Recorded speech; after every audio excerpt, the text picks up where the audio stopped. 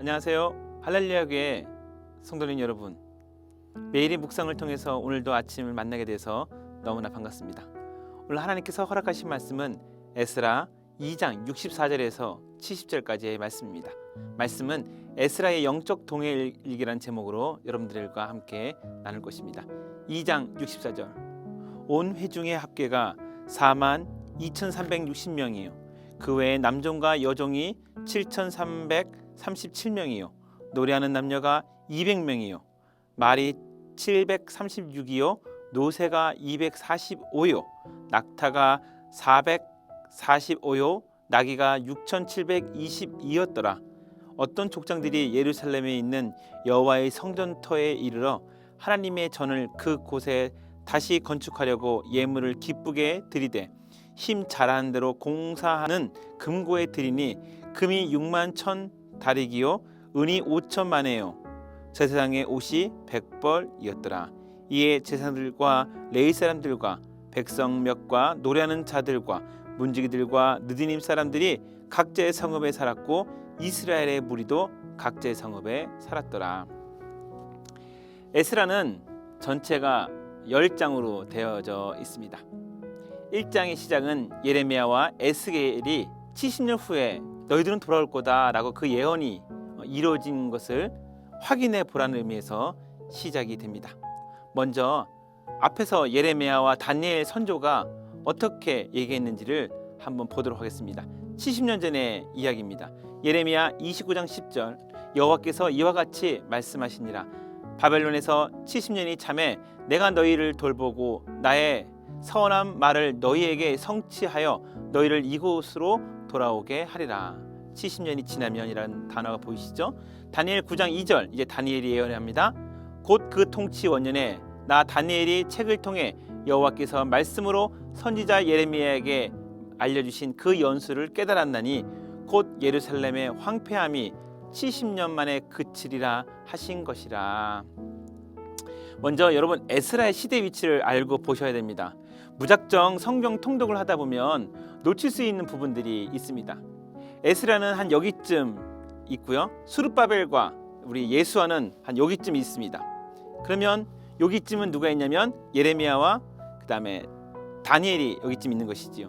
그래서 지금 자막에 쭉 펼쳐지고 있겠죠. 네, 여기에서 예언했을 때 다니엘과 또한 예레미야를 통해서 70년 후에 돌아오겠다라고 했는데 고레스 칙령에 의해서 여기쯤에서 수르바벨과 예수아가 오늘 본문에 이게 등장하는 거고요. 다 에스라는 어디쯤이냐? 80년 후에, 여기서부터 여기까지 70년, 여기서 여기까지 80년. 에스라는 여기쯤 있습니다. 150년 후의 사람입니다. 즉 다니엘과 그 다음에 그 예레미야가 있었던 시대로부터 150년 후에 에스라가 등장하고요. 에스라가 그들의 선조인 수르바벨과 예수아를 통해서 들었던 내용들을 이제 에스라서의 1장과 10장에 기록하고 있는 것입니다. 그래서 여러분 헷갈리시면 안 돼요. 지금 여기 왔다 하시기 때문에 헷갈릴 수 있는데 지금 에스라가 회고하고 있는 겁니다. 볼까요? 그래서 에스라 1장 1절, 바사왕 고레스 원년에 여호와께서 예레미야 입을 통하여 하신 말씀을 이루게 하시려고 바사왕 고레스의 마음을 감동시키심에 그가 온 나라에 공포도 하고 조소도 내려 이르되. 2절, 바사왕 고레스는 말하노니 하늘의 하나님 여호와께서 세상 모든 나라를 내게 주셨고 나에게 명령하사 유다 예루살렘의 성전을 건축하라 하셨나니. BC 538년 1차 귀환하는 시대를 배경으로 시작하는 1장부터 에스라가 150년 후의 사람이라고 그랬지 않습니까? 누구 이후로? 다니엘과 그 다음에 우리 예레미야 이후로. 그 외에 150년 전에 있는 에스라가 바로 80년 전에 있었던 수르바벨 1차 귀환 이후로 2차를 에스라가 하게 되죠. 그래서 7장부터는 에스라가 등장한 거고요. 1장부터는 수르바벨과 예수아입니다. 동시대 사람이 아니라는 거. 그래서 1장부터 7장 바로 앞까지 에스라가 2차 귀환으로 하는 그 80년이 지난 그때까지 에스라가 들었던 이야기들을 기록하고 있습니다. 그 내용 중에는 1장과 6장 사이에는 학계, 스가랴, 에스더가 등장합니다. 네, 에스더는 직접 나오고 있지 않은데요. 동시대에 이쪽에서 벌어지고 있는 거죠. 학개스가라는 좀 이따 언급을 할 건데요. 나옵니다. 그들이 영적 일꾼으로 스룹바벨과 예수아를 돕고 있는 장면들을 보여줍니다. 에스라가 오고 그 다음에 14년 뒤에 150년 뒤에 에스라 등장하고요. 에스라가 2차 귀환하고 난 다음에 느헤미야가 앞으로 14년 뒤에 또 오게 됩니다. 그렇게 해서 다니엘 이후 여기까지 150년 동안 영적 암흑에 놓여있던 백성들의 치열한 회개의 역사가 에스라 10장에서 펼쳐집니다. 이런 긴박함을 여러분들이 볼 수가 있습니다. 전체 그림은 이러합니다. 이러한 내용 중 오늘 1장과 2장은 1차 포로 귀환 이후에 그들이 지금 하고 있었던 여러 가지 일들을 동물들 숫자와 사람들이 얼마나 귀환한지를 보고 있습니다. 지금 에스라가 자신의 회고를 들으면서 스룹바벨과 예수아가 있었던 그 시절을 기억하면서 하나님의 놀라운 은혜를 기록하고 있는 거예요. 에스라가 지금 이렇게 기록하고 있는 그 눈빛을 보여주십니까? 바로 그래서 저는 오늘 제목을 바로 에스라의 영적 동행 일기로 적은 이유가 자신이 스룹바벨과 예수아와 같은 동시에 있지는 않았지만 오늘 같이 이렇게 회고하면서 기록하는 이 내용이 얼마나 마음이 벅찼을까. 그래서 오늘 내용이 보면 숫자만 막 나오고 회중의 합계가 42,360명이요. 그 다음에 65절에 그 외에 남종과 여종이 7,337명이요. 노래하는 남녀가 200명이요. 라고 하면서 이렇게 숫자 놀이하는 것만 보이는데 목사님 이게 무슨 은혜가 있습니까? 라고 물으실 분이 있는데요. 여러분 그렇지 않습니다. 우리 아이가 성장하고 난 다음에 시집과 장가를 가거나 아니면 여러분들이 나중에 고1을 지나고 또 여러 가지 지금 인생을 돌아봤을 때 그때 쓰던 아이들이 썼던 물건들 내가 직장에서 사용했던 그 물건 하나하나가 옛날 생각나지 않습니까? 그래서 온 회중이 42,360명에다가 남자와 여자의 종이 7,300명 정도 노래 남녀 200명 합해서 48,897명 약 5만 명을 기록하면서 얼마나 가슴이 벅찼을까요? 에스라의 이 마음을 여러분들이 아셔야 되고요. 하나님께서 동물들까지 쓰셨다는 것을 그 다음에 66절에 기록합니다. 말이 736이요, 노새가 245요, 낙타가 445요, 나귀가 6,720이었더라. 나귀의 숫자까지도 은혜가 되고 있는 이 장면을 여러분 기억하십니까? 다니엘과 예레미야가 예언했던 그대로 70년 만에 그들이 이제 1차 귀환을 하는데 스룹바벨과 예수아가 끌고 왔던 그 동물들의 숫자가 이러이러하니라는 얘기는 그 숫자가 중요한 것이 아니라 하나님께서 낙타와 나귀까지도 일일이 세셔 준비하셨다는 이 일이 얼마나 감동이 됐습니까? 스룹바벨과 예수아에 있었던 그런 행동 하나를 적으면서 영적 동행 일기가 되고 있는 것입니다. 에스라가 할 일이 없어서 동물들 숫자까지 기록했을까요? 그건 아니지 않습니까? 우리가 살아가는 이 삶의 목격, 그냥 사는 것이 아니라 에스라의 기록처럼 그것이 다 기도 일기가 되는 거예요. 여러분들이 오늘 일어나서 이렇게 기지개를 펴시고 직장에 나가는 이 모든 것 하나님이 허락하지 않으면 아무것도 할 수가 없습니다.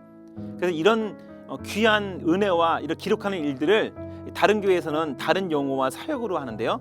어떤 교회에서는 동행일기라고 하기도 하고 어떤 단체에서는 감사노트, 또 어떤 곳에서는 성경필사, 또 어떤 곳에서는 기도노트도 하죠. 여러분들 성경필사 작년에 많이 해보셨죠? 이 모든 것들이 성경을 필사하는 동안에 그 모든 것들이 삶이 예배이고 기록이 감사이고 기록이 기도가 됩니다. 저는 기도노트를 좀 잘 적는 편입니다. 아주 세세한 것까지 제가 적습니다.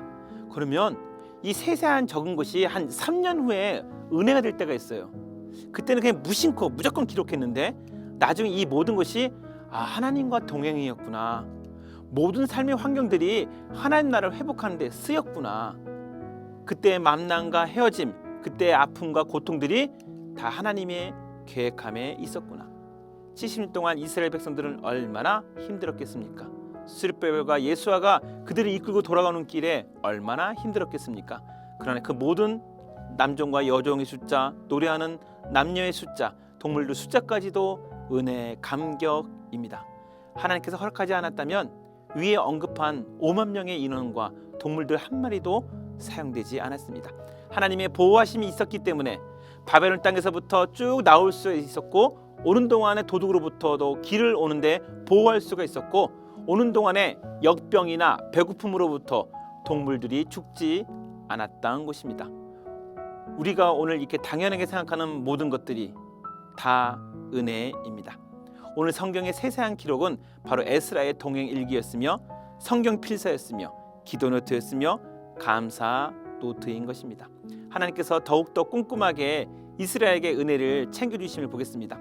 자, 지금까지는 1장부터 10장까지가 어떤 분위기로 이끌어가는지, 그리고 1장과 2장을 제가 왜 선택했는지를 여러분들에게 설명했다면, 자, 오늘 본문 가운데 우리가 하나님께서 이스라엘과 동행하는 가운데 특별히 에스라의 기억을 통해 스룹바벨과 예수아를 통해서 동행했던 그 장면들을 한번 몇 가지만 보고 마치도록 하겠습니다. 에스라 2장 1절, 옛적에 바벨론 왕 느부갓네살에게 사로잡혀 바벨론으로 갔던 자들의 자손들 중에서 노임을 받고 예루살렘과 유다도로 돌아와 각기 각자의 성읍으로 돌아간 자, 곧 스룹바벨과 예수아와 느헤미야와 스라야와 르알리아와 모르드게와 빌산과 미스발과 비그웨와 르움과 바나 등과 함께 나온 이스라엘 백성의 명수가 이러하니라. 한글 개역 성경에는 스룹바벨을 포함한 11명의 사람들을 동일 선상에서 낳기 때문에 그냥 이름만 나열한 것좀 보이지만, 정확하게 원어를 본다면 스룹바벨과 그 외의 사람들, 즉 스룹바벨의 지도하에 나왔다는 것을 알 수가 있습니다. 스룹바벨을 강조하고 있다는 것입니다. 스룹바벨이 그럼 어떤 사람인가? 유다 왕의 직계 혈통으로 느부갓네살에 의해 포로가 된 여호와긴의 왕의 장자 스알디엘의 아들이라고 합니다.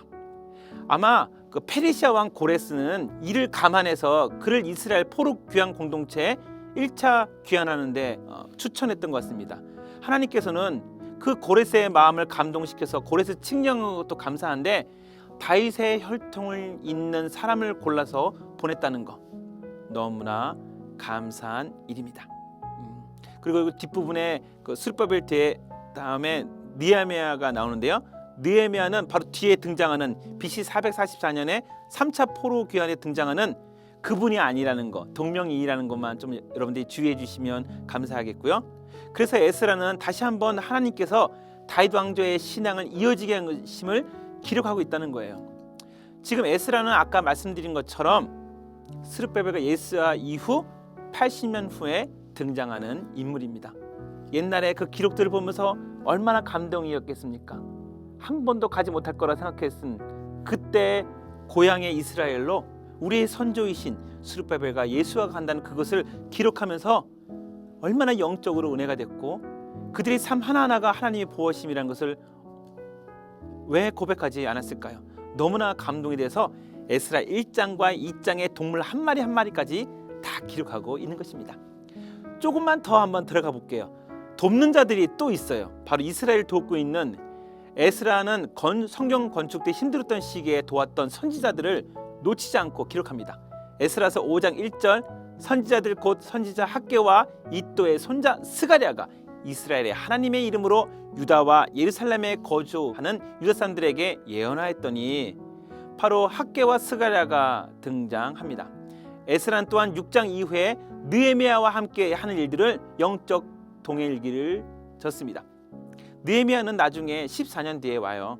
그래서 앞으로 12년 동안 에스라 10장에 보면은 막 하나님의 영적인 예배 성전 문화를 개혁하고 그들의 삶을 개혁하는 데 있어서 느헤미야 손을 잡고 하는 장면들이 나오게 됩니다. 여러분, 오늘의 이 말씀들을 한마디로 얘기한다면 저는 이렇게 얘기하고 싶어요. 삶은 주님과 함께하는 영적 동행 일기이다. 그것을 꼭 기록하세요. 우리의 기억은 잠깐 동안만 멈춰 있습니다. 그래서 여러분, 설교 노트를 적는 것도 굉장히 중요하고요, 동행 일기를 적는 것도 굉장히 중요하고요, 기도 노트를 적는 것도 굉장히 중요합니다. 어떤 방식으로 여러분들이 선택할지는 모르겠지만, 오늘 에스라가 동물 숫자와 사람의 숫자를 그냥 적은 것이 아니라 삶 가운데서 펼쳐지는 그런 숫자 하나하나가 나중에는 다 하나님의 보호하심이었구나 라는 것을 고백하고 있다는 것을 아셨으면 좋겠고요.